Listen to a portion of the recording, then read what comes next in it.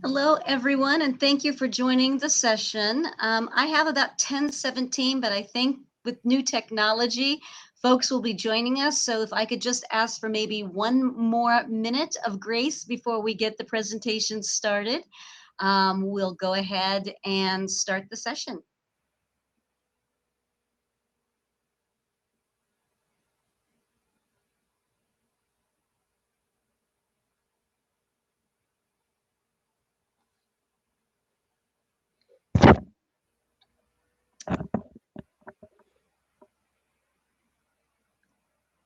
All right, I think we can go ahead and get started. My name is Marie Beeson. I'm the Capacity Building Director here at Prosperity, Indiana.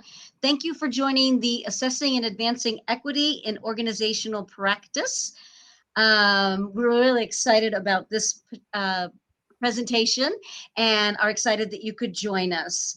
I am privileged to be joined by Betsy and Tamika for this fabulous session.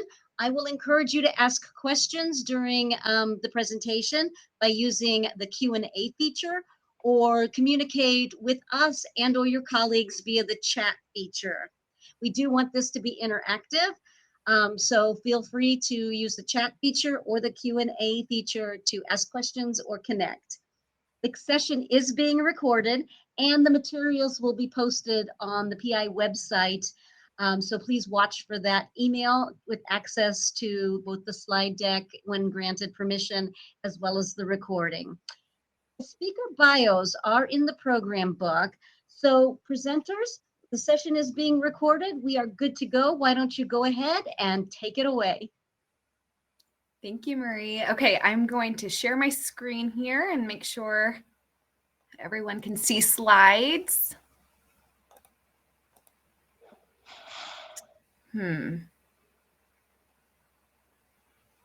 Well, I'm not seeing the option to share my slides here. That's strange because it worked when we practiced. It did. You should see at the bottom, Betsy, the present on, camera, mic on, and then the share button should be right there. Yeah, so I see that, but I just don't see my PowerPoint, unfortunately. Try when you go into that, there is an entire screen view and a window view. Try to hit that window view and you might be able to see your PowerPoint. Yeah, that's where I'm at, and it's not there. But what I could do is just share my entire screen and just put it up that way. Is that okay if I just do it that way? That should be fine. Sure. Okay. Sorry about that. Yeah, no worries. Let me see if this works here. I can potentially open it up on my second screen. That might be an option here.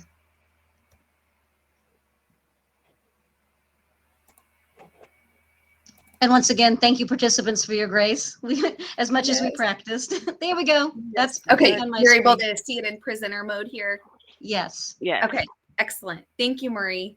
Good morning, everyone. We are excited to have you all join us today. My name is Betsy Prentice, and I am the Special Projects Manager for Health by Design and the Indiana Public Health Association.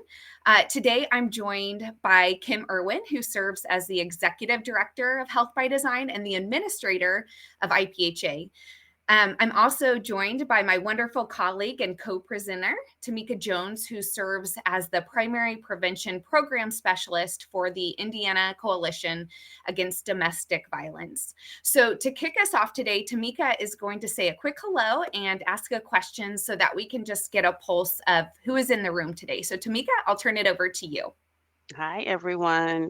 Welcome. We are really glad to be with you today. And as Betsy shared, we'd love to get an idea of who's in the audience today. So if you'd like to, would you be so kind to put your name in the chat box along with like 3 words that explain what you do. So instead of putting your title, put like housing or I work in health nutrition, nutrition or injury prevention. That way we have a better idea of who's here. We'll give you a few moments to enter that in the chat. I'm trying to see the chat. Oh, there we go.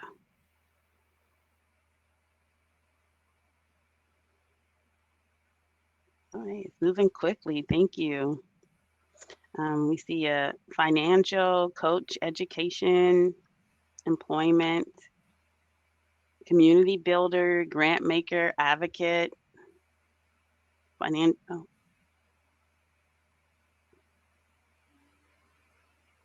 help find people jobs they love. That sounds wonderful. Well, thank you all. We'll hope that everyone has an opportunity to put it in the chat, and so we all will know who's here today. And I'm so glad to be chatting with such a wonderful, diverse group of people with all these different experiences, representing so many different disciplines. Hi, Kim. Okay, so I'll turn it back over to you, Betsy. Awesome. Thank you, Tamika. And thank you again to all of you who chose to spend part of your mornings with us. Today, we have the opportunity to share our health equity work, and more specifically, share about a group that Health by Design and IPHA convene named the Health Equity Action Team, or HEAT for short. I'm also going to spend some time sharing about IPHA's and Health by Design's organizational equity assessments that we began completing last year. So more on that here in just a moment. Before we dive into the HEAT group, I do just want to spend a few moments to provide a little organizational context for both IPHA and Health by Design. IPHA is currently in a management services agreement with Health by Design. So they are two legally separate entities.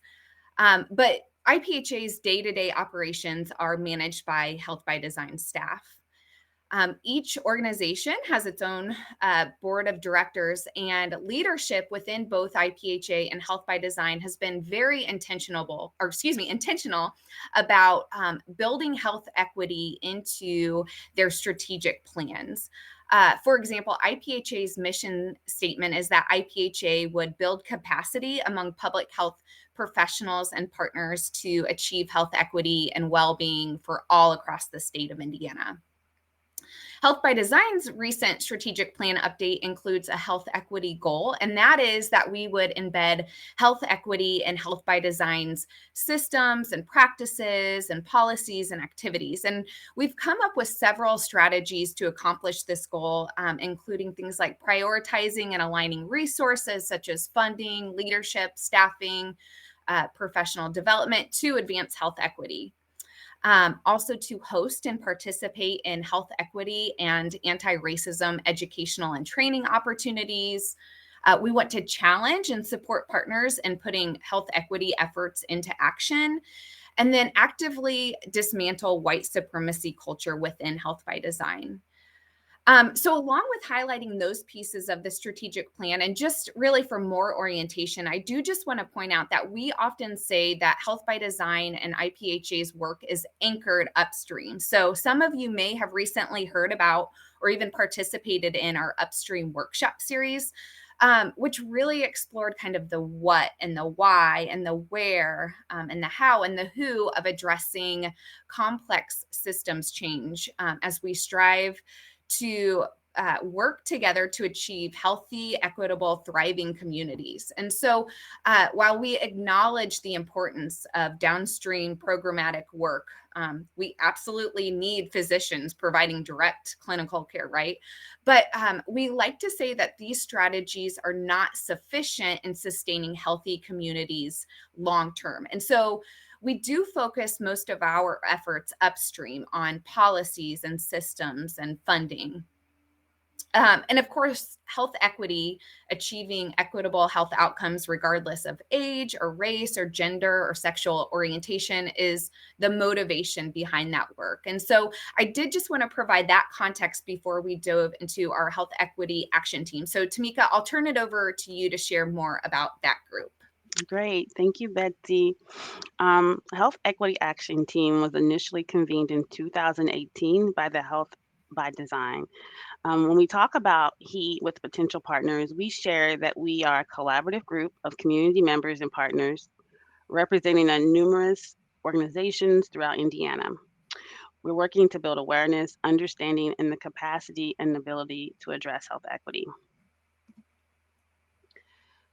So it's really important to us that we are all on the same page when we're defining health equity. So we agreed that we work with the Robert Wood Johnson's Foundation's definition of health equity, which states that every community member has a fair and just opportunity to be as healthy as possible. This requires removing obstacles to health, such as poverty, discrimination, and their consequences, including powerlessness, lack of access to jobs with fair pay, quality education and housing, safe environments, transportation options, and healthcare. Many of you have seen this graphic from the Bay Area Regional Health Inequity Initiative, or BARHI, several times before, but I think it's a really great visual that supports the Robert Wood Johnson's Foundation's definition, and it really drills on the idea that in order to reduce health inequities, we need to be upstream thinking. Thinking about living conditions, thinking about policy and advocacy, thinking about concepts that you are all very familiar with, but we do find this graphic to be very helpful in grounding and orienting our HEAT members.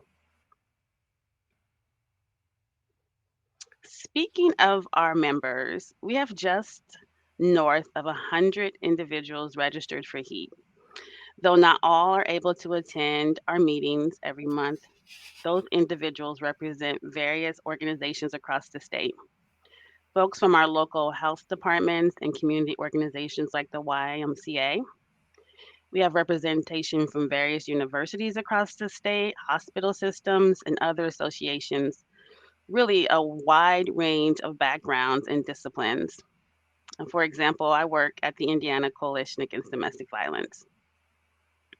I'm curious to see who here today is familiar with HEAT or are currently part of HEAT. If you can just put in the chat, because I'm not sure where like the thumbs up or smiley faces are, but just kind of curious if you all have already heard of HEAT or participated in the present or past. Just as a matter of information, the thumbs up sign is at the very bottom of the chat feature. When you click it, then your logo down at the bottom of the screen will indicate the thumbs up. Okay, thank you. Okay, so I see one thumbs up. I'm not sure if there's any more. So good. So this is new to some people. Great. So our members share commitments that's listed here on this slide, that we recognize that investing in advancing health equity is vital to success of their organization's mission and its foundational element in health in all practices approach, health in all policies approach, I'm sorry. And we strive together to work to facilitate health equity initiatives and policies in communities throughout the state of Indiana. So what does HEAT do? I'm going to share a little bit more about our monthly meetings and our Health Equity Summit and aligning our HEAT's efforts to the city of Indianapolis. And then I'll turn it back over to Betsy for her to talk about Health by Designs and IPHA's organizational equity assessment. So HEAT is guided by a steering committee and a leadership team. The steering committee is made up of 9 individuals, and there's 4 of us on the leadership team. Betsy and I are on both of those groups. Both the steering committee and the leadership team meet once a month to plan for the HEAT agenda, the lineup of speakers, prepare breakout room questions, and then lastly, to plan for our Health Equity Summit, which we'll talk about more momentarily. The full HEAT group meets virtually once a month on the 4th Thursday of each month, and we have an average of 35 to 45 individuals join us on average. Typically, we have a presentation from a partner who shares about health equity in their work and what they're doing within the organizations. And it's really a great opportunity to hear what others are doing and learn and glean ideas. We often build in time for breakout sessions and into these meetings, and those breakout sessions are helpful for a couple of reasons. One, they provide a safe space for members to process current events. And unfortunately, there's been too many events that's happened locally, regionally, and nationally that highlight systemic racism that exists in our country. And those breakout rooms allow participants to process those events with their peers and share their experiences and share how it's impacting their work. The second reason for breakout rooms are they're helpful and allow the leadership team to gather information from the group about what their needs are related to health equity. So we asked, what kind of speakers do you want to hear from? What kind of content for the Health Equity Summit would be beneficial? Those type of things. Finally, we have networking and information sharing in our agenda.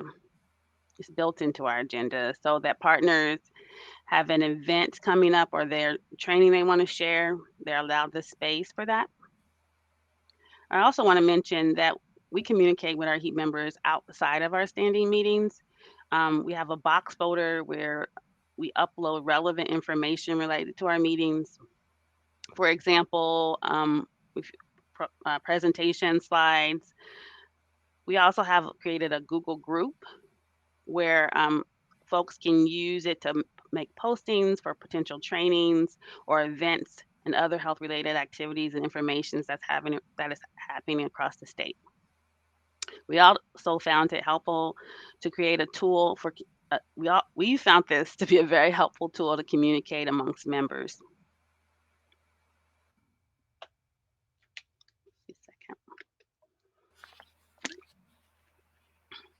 I also want to mention that our Health Equity Summit that happened was a huge success. Our first summit was late 2019, right before the pandemic, and we had over 200 registrants for an in-person event. We invited regional, local, and national speakers, so folks had a chance to learn from Lily Farhan from Human Impact Partners. We had a presentation from our Louisville, our partners from our neighboring state, to talk about the work they're doing around health equity. And finally, we had a panelist of folks representing organizations in Indiana. So I'm wondering, I know some people hadn't heard of our HEAT. Did anyone here participate in our 2019 summit? You can thumbs up it. Don't see any. Oh, Betsy. Betsy did. So what's good news about that is we're planning our 2022 summit now. So our steering committee, along with a few other members of our team, is in the process of planning that event. So in 2020, the city of Indianapolis passed a resolution declaring racism as a public health crisis. And our HEAP team is committed to aligning our efforts to help to help make this commitment actionable for Indianapolis. And we have a few HEAP members that are in regular contact with the folks of the city of Indianapolis, and the rest of the HEAP group, it keeps the rest of the HEAP group in the know. So because they're connected to us, we're connected to what's happening. We recently learned that the city department had to incorporate an equity tool in all of their budget planning presentations to the council this year, including how they would measure progress on equity related goals. With that said, I just want to emphasize that HEAT is a group of statewide partners. So while this work is specific to the city of Indianapolis, we want to be able to support other areas in this work and create a model of what's happening here that they could model in their city. So with that said, I'll turn it back over to Betsy, who is going to talk more about the organizational equity assessment that IPHA and Health by Design are in the process of completing. Thank you so much for that great overview of the HEAT group, Tamika. So one invitation we extend to HEAT members each month is to join us in a parallel process of completing an organizational equity assessment. Both the Indiana Public Health Association and Health by Design began completing an an organizational equity assessment last year and are currently in different stages of that process. And I'll talk more about that here in just a moment. But before I do, I want to ask you, the audience, if you have ever completed an organizational equity assessment, or if you have considered completing an organizational equity assessment. So if you have, let's just have you type in the chat box, maybe the word completed, if you have if your organization has completed an equity assessment or considered. You can type that into the chat, just so I have a better sense of has been a part of this process before. And then if you haven't completed or considered it and you just want to learn more, maybe you can just type learn more. Completed with a former organization. Awesome. Interested in learning more. Perfect. A few more seconds if anyone else wants to respond.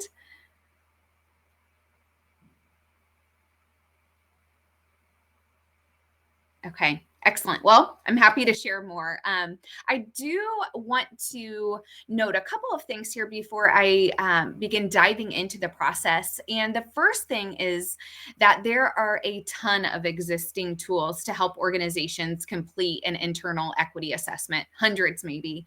A quick Google search will yield a lot of results. And so I mention that because I want to point out that we, as IPHA and Health by Design, did not try to reinvent the wheel.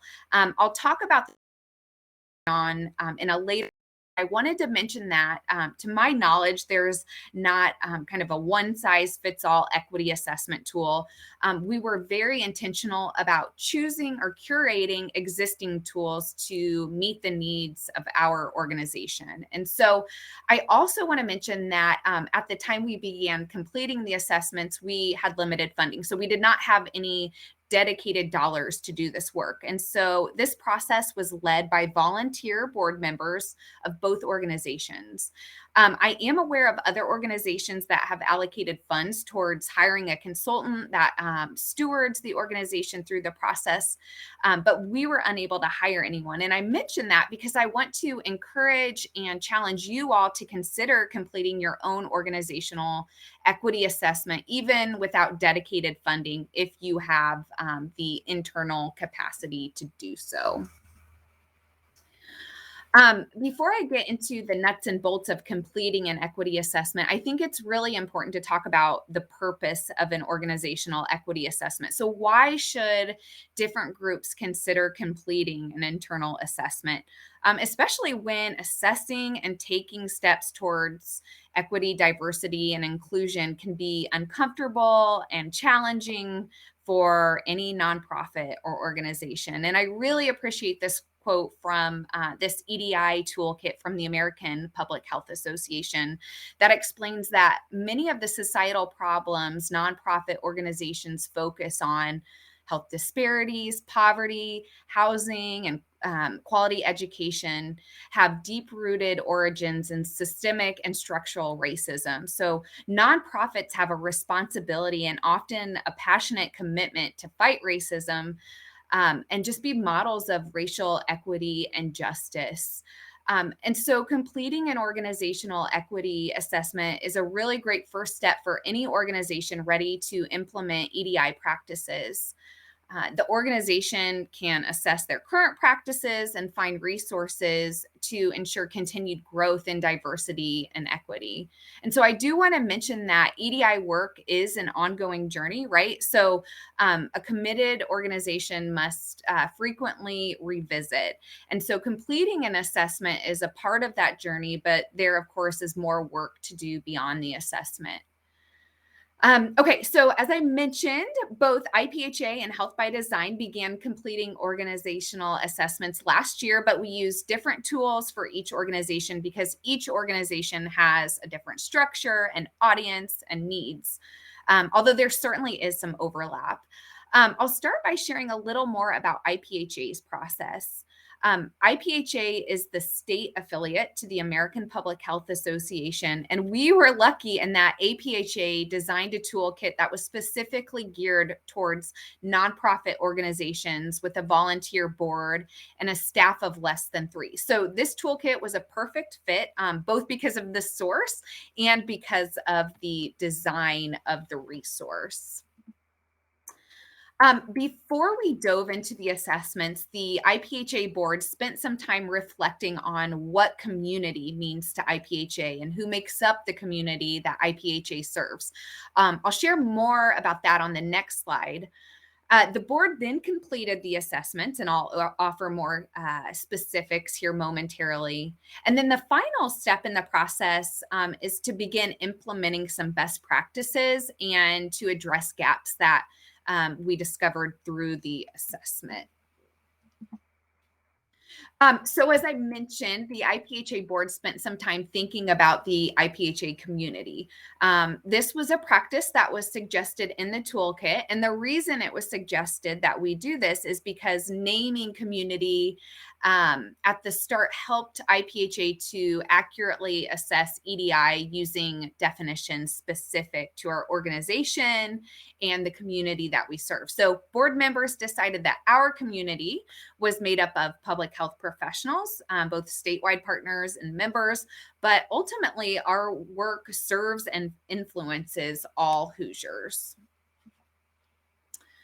So once we had defined community, then it was time to actually take the assessments. The toolkit was comprised of 5 assessments and covered the following focus areas: governance, programs, partnerships, communications, and advocacy. So for each focus area, there was a series of statements, and we could respond using a Likert scale. So I know this is a little difficult to read, but this is a screenshot of one of the assessments, the advocacy assessment. And one of the statements reads, our staff and board members identify policies and practices within their communities that perpetuate inequities and health disparities. Could choose strongly agree, we could disagree, or strongly disagree. And we actually took it a step further and asked that board members provide kind of a rationale for why they chose that answer, so that when we got to the implementation phase, we'd have some context for why the question was answered the way that it was.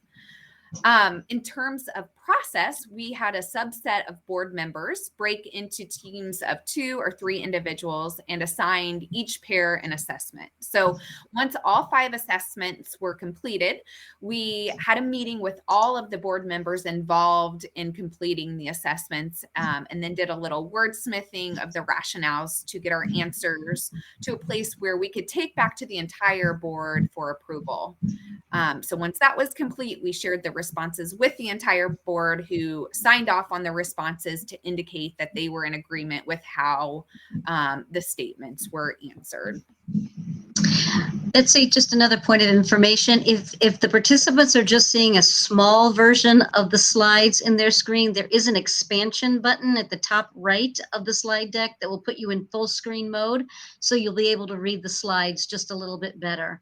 And if you want to get out of that full screen mode, just press escape. So if you're having trouble seeing the slides, the 4 arrows expanding from the center in the upper right of the slide deck on your screen will expand to full screen mode. Okay, thank you, Marie. Do I have that option too? Would it be helpful if I did that as well, or is that just individually, or for the participants to do individually? I think it will be best for participants. That way you can see the question and answer, and you're kind of used to this view right now, so it'll probably be easier for the participants to enlarge if they need to. Okay, excellent. Thanks. Thank you, Marie. All right. So from the assessments, we have a wealth of information. So we know where we have opportunities for growth. And so now, what do we do to address some of the gaps that were identified in the assessments? And what's really nice about this toolkit in particular is that it provides resources and tools and best practices to address EDI for each assessment area of focus. And so we are currently in this phase of the process. So we are exploring those tools, and we are also looking at various IPHA work plans to see where we can address gaps and implement strategies that advance our equity work. And again, this is an ongoing process. And so there's a lot of work that is happening and that will happen in the future. And so I'll give you a quick example. For the governance assessment, there was a statement that read that our bylaws include explicit language that demonstrates the organization's commitment to inclusive practices, including but not limited to statement of values, a required ratio of diverse board members, and mission statement. And our board strongly disagreed with that statement and offered that there was no explicit language included currently in our bylaws. However, our bylaws are going to be updated this year. And so we will certainly be thinking about ways to name in those bylaws our organizational commitment to inclusive practices, such as a required ratio of diverse board members. And so again, this work is ongoing, and IPHA will continue to evaluate our EDI practices and look for ways to improve and to grow. Okay, so let's transition to Health by Design's process. And as I've mentioned a couple of times, Health by Design began their assessment in parallel to IPHA, but there were a few notable differences. And for starters, we did not use the same toolkit. Our friends at Human Impact Partners, who actually spoke at the Health Equity Summit in 2019 that Tamika mentioned earlier, put together a Google document with several existing tools and indicated in this spreadsheet the various components that the tool included. So for example, if the tool included questions about budget or questions about partnerships. And it was kind of a clearinghouse of existing tools. So if you are interested in checking it out, I've linked it in the slides. I think folks are going to be getting a copy of the slides after the presentation. So if you just click on the image, it will take you to that Google sheet. So the approach Health by Design took was a little different than that of IPHA. A few staff members explored the spreadsheet that I just mentioned that Human Impact Partners put together and pulled relevant questions for our organization for Health by Design, given our coalition model. And so staff did not necessarily reinvent the wheel. Rather, they used content from existing tools and put them into 3 buckets. So questions for the actual board members, questions for staff, and then questions for stakeholders and partners. As of now, the board has completed their questions, and the intention is that staff and stakeholders will respond in the coming months. So Health by Design is a little bit further behind in the process. However, because the board was able to complete their survey, they were able to have some meaningful conversation around how health equity should be integrated into the updated strategic plan. And as a result of those conversations, the health equity goal and strategies that I mentioned at the very beginning of our presentation today have been adopted. So that's exciting. And we are really looking forward to seeing what comes out of the staff and stakeholder surveys so that we can begin addressing gaps identified through those. So I will just end by challenging you all to consider completing an organizational equity assessment. I'm happy to talk offline. My email is listed here. This has been a learning process for us to So we're happy to share kind of lessons learned. You are also invited to join us at HEAT. So we'd love to have you. We can share more information on how to get involved. I can track down the link here to register. It is free to join and participate. You just have to get like a unique Zoom link that we will send to you upon your registration. So we want to invite you to be a part of that group. And yeah, just thank you again for joining us. I think at this point we do have time to take questions. So feel free to use your chat, or I believe you can come off mute and ask verbally, and we'll do our best to answer any questions that you all may have. And I don't know, Great. Yeah. should I stop sharing my slides? I don't know if that would be helpful to be able to see everyone, or we won't be able to see everyone, but Okay. yeah, you can stop sharing slides. Okay. And I will encourage everyone, yes, to use the Q&A feature. I've been looking, there are none, but I'd like to get the ball rolling with a couple questions. I've been in my long career seeing both the art and science of convening folks. How have you guys kept the momentum of HEAT going, particularly this long? Because sometimes people want to just network. Some people want a speaker and knowledge. Some people just get together, and everyone comes to an organization like that at a little different perspective. Any hints if one of the participants wanted to start something similar to kind of help it sustain from those original coffees and networking opportunities into something that's more actionable? Sure. Tamika, do you want to answer that, or would you like me to? Just hit the mic there. Finish it, but there's two parts to that question you asked, Marie. One is how do we maintain motivation, because there's so many different aspects to gathering and communing folks. And as you can see in the presentation, we offer all those aspects every meeting. I think that's what keeps people coming. Some people want to network, and there's opportunity for that there. Some people come together to learn, and we have the sharing from partner programs. It's about 20-minute presentation, and they can learn. And some people want to create action, and we have like our leadership team, and we have where we request like what action do we want to take collectively as well. So I think that's the main thing that keeps people motivated for our group, is that we offer all three of those, and then building the community as well. So in regards to the second part of your question, is how do we maintain actionable progress? Like how do we move towards action? I can let Betsy talk about that, because we really do that with the support of Health by Design.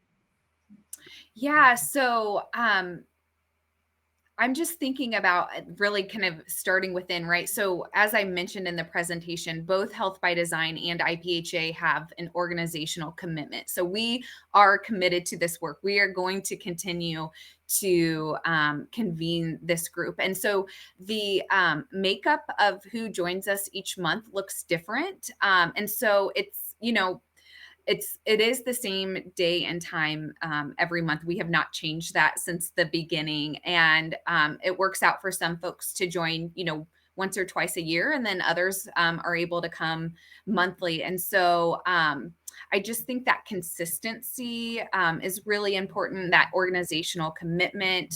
And then we really do have a variety of presenters from really all disciplines. And so I think people continue to stay interested in the content because it's not the same presentation every month. And to see how folks put health equity efforts into action within their organization is very interesting. And people can,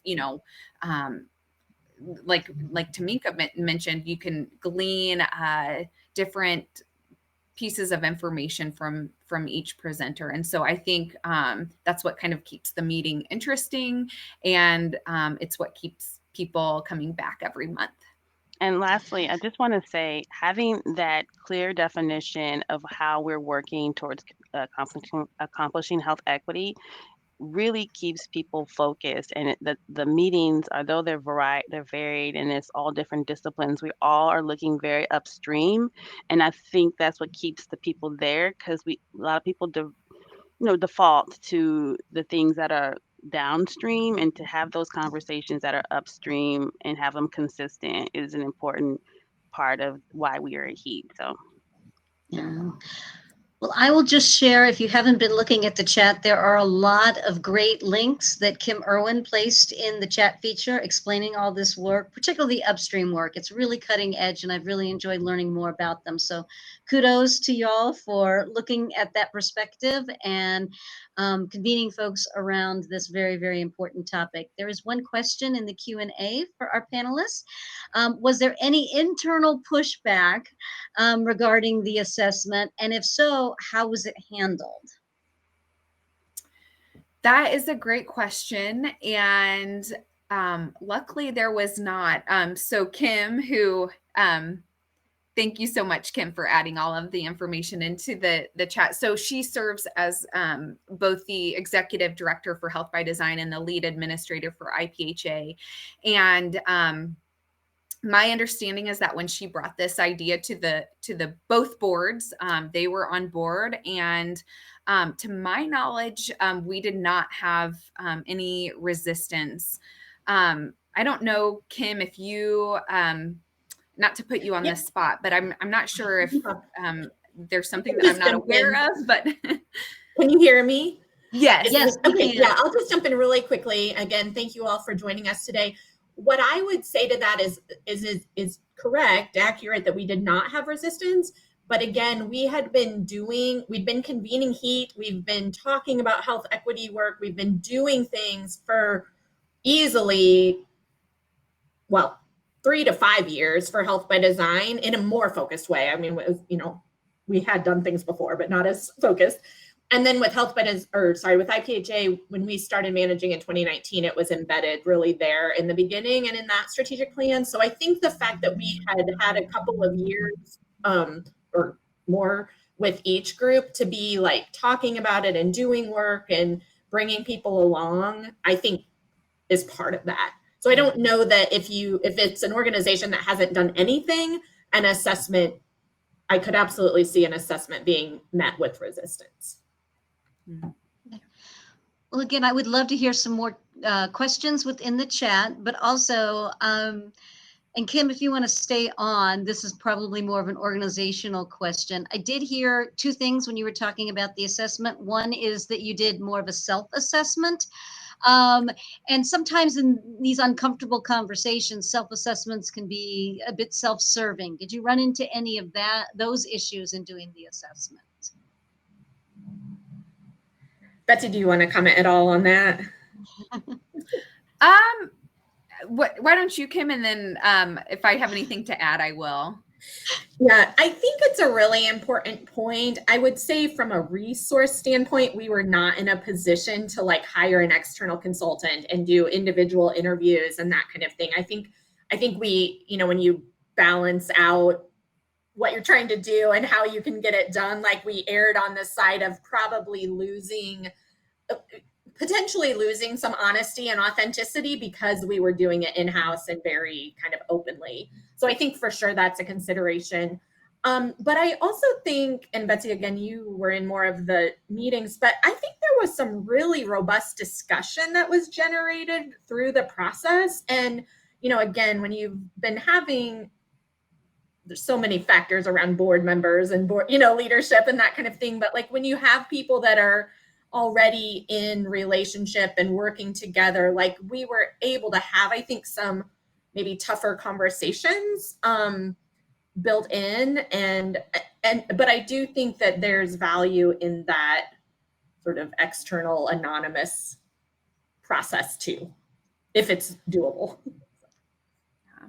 At the time for IPHA, there were newer board members who didn't necessarily have the historical knowledge of IPHA. And so I remember when the subset of board members were talking through the rationale. So again, there was the Likert scale. So you could have just answered, strongly agree or disagree. But then we did ask board members to provide a rationale. And there was definitely, I wouldn't say pushback, but just folks who were very, tell me a little bit more about that. And why did we land on this answer? And maybe I'm not seeing things the same way that you all are, having been, a part of the organization for so many years. And so we did have the benefit of having some newer board members who, again, weren't necessarily involved in the organization for as long as some of the others. And so, which just sparked some really good conversation and they were able to offer a perspective that some of the older board members did not. So Tamika, you've been kind of quiet. From your perspective and from your organization's perspective, what have you found as the greatest value to either the HEAT work or an assessment and a plan to move forward with diversity, equity, and inclusion? So with the HEAT, I'm from a totally different organization. So that organizational plan has been shared with us through HEAT, and that's been valuable because as our organization has been doing similar processes, reviewing, and we were able to get ideas from how IPHA and Health by Design has done their organizational assessment. But also with HEAT, what we do for primary prevention is look upstream and for us to bridge those variables that connect our work, is important to build relationships with, and also to look at a fairly new way to look at violence prevention, and to get new skills and how to look at those upstream thinking to change the conditions that enable violence. So for me, it's just making a bridge and building connections. And we all know that we are all doing our work in nonprofit work, especially with limited resources, and to realize when work is being done that you can connect with and you can both benefit and use each other's skills and talents and resources in a way that benefits the communities. That's why I'm at HEAT. So Kim or Betsy, what was the most shocking or most, we already knew that aspect of the assessment process that you found? That's a great question. I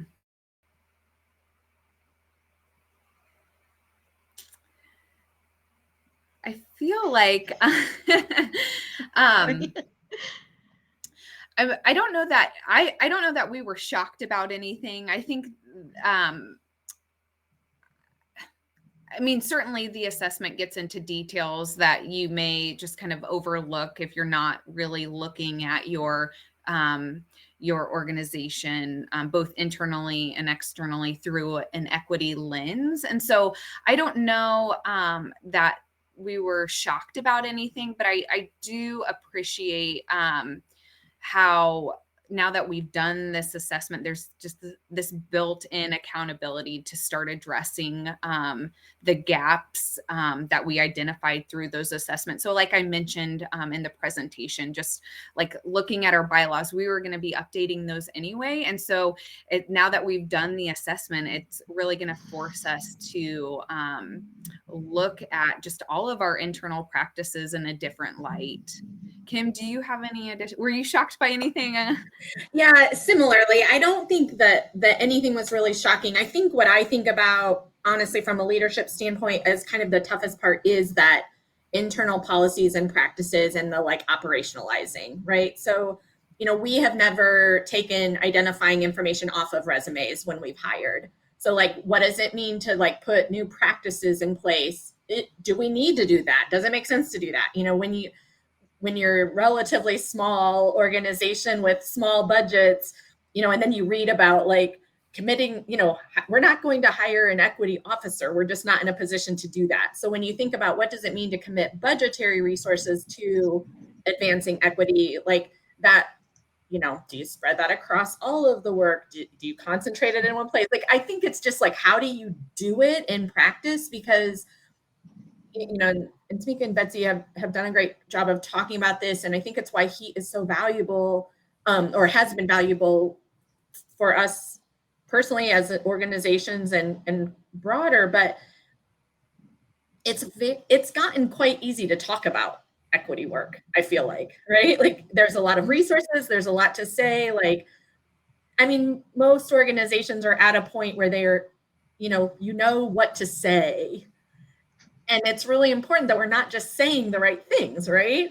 And so a lot of that is like what's happening behind the scenes that we're not necessarily telling partners about or, presenting on, because it's literally what are the changes. And so I don't want to keep babbling, but that to me is the hard part.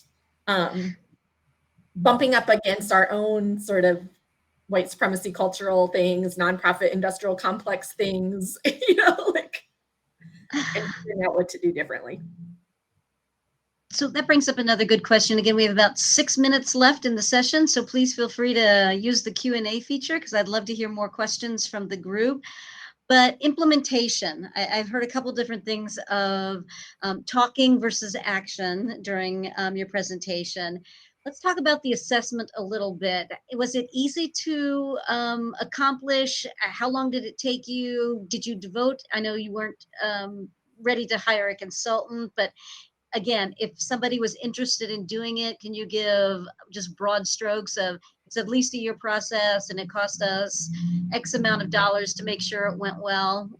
Advice to those that might be considering doing an assessment in their own shops? Yeah, sure. I actually remember as we were researching the various tools, several of the tools at the very beginning said, give your organization a deadline, because if you don't, this process could last forever. And a lot of that is just a function of people's schedules, right? Like you have to do the work, you have to sit down, and there may be additional research involved, especially for the board members who aren't necessarily involved in day-to-day operations. So there's following up and questions and documentation that you may need to track down. And so I don't know. For us, we began research early in 2021, maybe even before, maybe late 2020. I'm not sure. So we did a lot of, because we weren't in a position to hire a consultant who had an existing tool. Part of the research for us was what tools are out there, where, and then, how can each tool serve our organization. Like I mentioned in the presentation, we were lucky in that the American Public Health Association had designed a tool that was a perfect fit for us, not only because we were the state affiliate to APHA, but just because we are a small organization, a group of board members who are all volunteer, and then a staff of 3 or less. And so that process has gone a little bit more quickly just because the tool was already designed and put together. Whereas Health by Design, the process has taken a little bit longer because we didn't necessarily find one tool that fit our organization's needs. And so, like I mentioned in the presentation, we kind of pulled questions from various existing tools so that we're getting the information that we think that would be helpful to help us address these equity gaps moving forward. And so I know that was kind of a long-winded, indirect answer. So the process, my advice would to be upfront, kind of give your organization a deadline so that you stay committed and you're able to get results in a reasonable amount of time so that you can start implementation. And the implementation, again, is an ongoing practice. And so this work will never be done. We will be constantly revisiting our internal and external practices and making adjustments as needed. Awesome. Well, I have one last question. Because we do have a couple minutes. I want to make sure everyone gets the most bang for their buck while the experts are on. But I just placed a SurveyMonkey link in the chat. Please let us know by taking that 1-2 quick question survey before we sign off. But before we sign off, Kim, I know you're a big thinker as well as an action-oriented individual. How do you aligning with your action? We've covered it a lot, but what would be your main takeaway of what the assessment did to help you actualize, and as you said, not just say the right stuff around some of these issues? Oh gosh, Betsy? No, Tamika? Yours or no? I think time will tell. I mean, I do think that is the challenge, and I really hope I I hope I say this enough to like heat leadership and the full group, but like that's where we need partners and a level of accountability and transparency that when we do something that or we miss an opportunity or we do something or whatever, like that there's space for us like to get that feedback or someone to call us on it or whatever. And going back to the earlier comment about like the relationships and kind of the pre-work leading up to the assessment is, I hope we're at that. So I think, yeah, I mean, it's a tough question, but I mean, I think literally like we are working on a ton of internal policy standard operating procedures right now and for both organizations. And I think, and Betsy's leading so much of this work, like I think embedding the practices that have emerged and the gaps we have found through the assessment into those policies and procedures is going to be really key.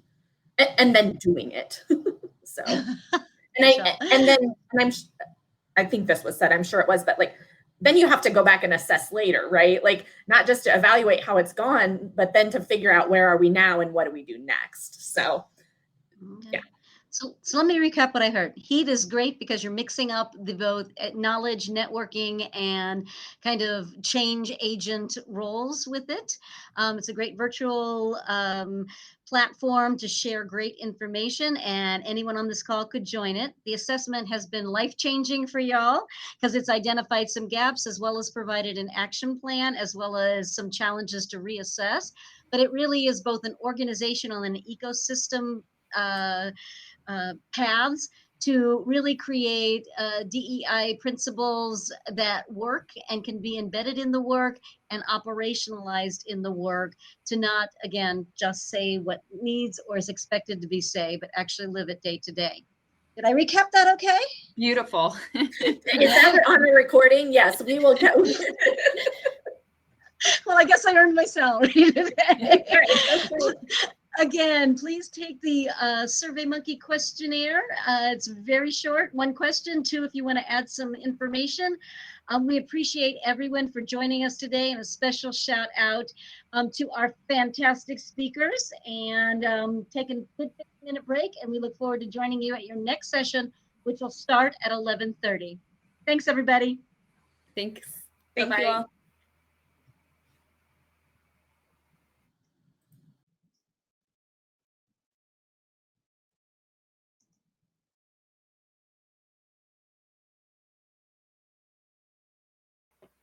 Thank you, Tamika.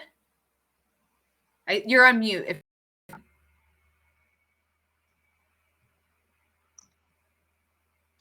I thought I unmuted. Well, I don't think we need to stay on, but thank you so much. It was great to. Yeah. I so appreciate you